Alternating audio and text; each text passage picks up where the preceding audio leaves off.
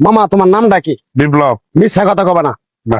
তুমি হিন্দু না মুসলমান? মুসলমান। তোমার কটা কথা বলে দিয়ে যাবো, কথা কটা যদি সত্য হয় সত্য বলবা তো? জি। একবার কও বিসমিল্লাহ, বিসমিল্লাহ, আরেকবার কও সুবহানাল্লাহ। সুবহানাল্লাহ। রাগ করলা? না। এই নামগুলো নিলে ভালো না ক্ষতি? ভালো। তোমার চারটে কথা বলে দিয়ে যাবো, কথা চারটা যদি সত্য হয় সত্যই বলবা, মিথ্যার আশ্রয় নিবা, আল্লাহর কাছে ঠেকা থাকবা। কি কইছি কথাটা বুঝতে পারছো? জি। মুখ পাকাও। তুমি এমন একটা ব্যক্তি যে কয় আইলো তার পিছেই যাও, গেলে পরে তোমার ক্ষতি হয়, লাভ হয় না।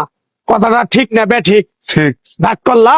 না না। যখন তোমার কাছে টাকা পয়সা থাকে তখন তোমার আপন বন্ধু বান্ধব, কাছের মা বাবা মা থাকে।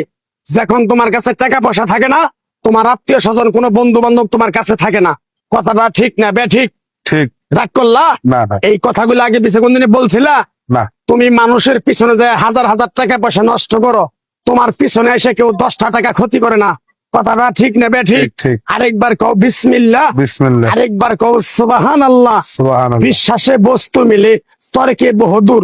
তোমার যে কথাগুলো বলছি সত্য বলছি না মিথ্যা বলছি? সত্য। তুমি এমন একটা ব্যক্তি, মানুষের দুঃখ কষ্ট দেখতে পারো না, তার পাশে যাই দাঁড়াও, তারা এসে তোমার পিছন থেকে ক্ষতি করার জন্য ঘুরে। কথাটা ঠিক নেবে ঠিক? ঠিক। রাগ করলা?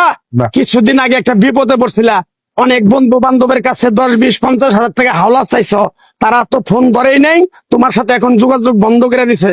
কথাটা ঠিক নেবে ঠিক? ঠিক। ঠিক। রাগ করলা? না না। আর একটা কথা বলে যাবো, সত্যটা সত্য বলবা, মিথ্যার কোনো আশ্রয় নিবে না। মিথ্যার আশ্রয় নিবা, আল্লাহর কাছে ঠেকে থাকবা। কথাটা কি কইছি বুঝতে পারছো? জি। রাগ করলা?